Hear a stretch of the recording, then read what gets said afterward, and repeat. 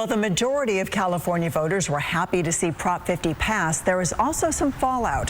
Voters in areas that rejected it worry the new congressional maps will leave them without a voice. Voters overwhelmingly passing Prop 50 last night, approving these newly redrawn congressional districts. The latest results show more than 5 million people voting yes, roughly 3 million voting no, with 77% of the vote in. So let's break it down this way as to how California counties voted. The counties in red rejecting redistricting, and the counties in blue voting for it.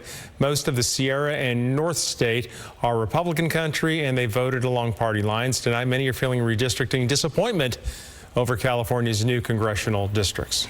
Here is the current District 1. It is primarily Republican country, running from Sutter County north to the Oregon state line. All of the counties in the current 1st District, except Nevada County, rejected Prop 50. But in blue are the new boundary lines for District 1. It now stretches west to Ukiah and south into the liberal North Bay, which now gives Democrats a big advantage. That will make it tougher for a Republican to represent the counties in the northern Sacramento Valley and the Sierra on Capitol Hill. And tonight, those voters are worried that the new districts will mean they will no longer have a Republican representing them in Washington, D.C. after the midterms. KCRA 3's Peyton Headley went to Sutter County just to get the pulse on how people are feeling.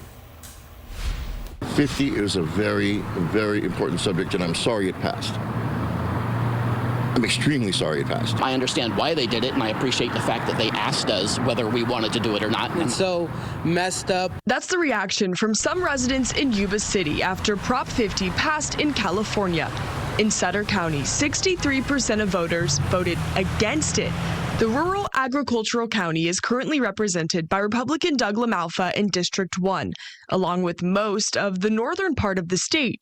But with the passing of 50, that will change drastically, instead stretching west from Yuba County to include the Napa Valley. They're not living how we're living out here, and we're not living how they're living out there. Residents say they're concerned a district that stretches to the Bay Area won't focus on their values when it comes to agriculture, water, ranching, and mining. Sutter County Sheriff Brandon Barnes echoing that feeling.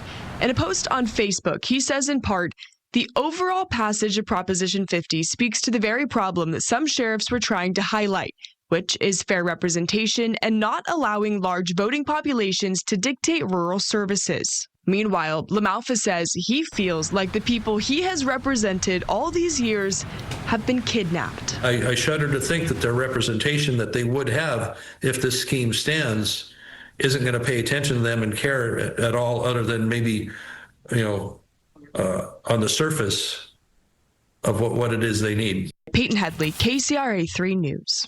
Now, while LaMalfa has said that he will run again to represent that District 1, Sutter County now becomes part of a District 4 that's currently represented by Democrat Mike Thompson.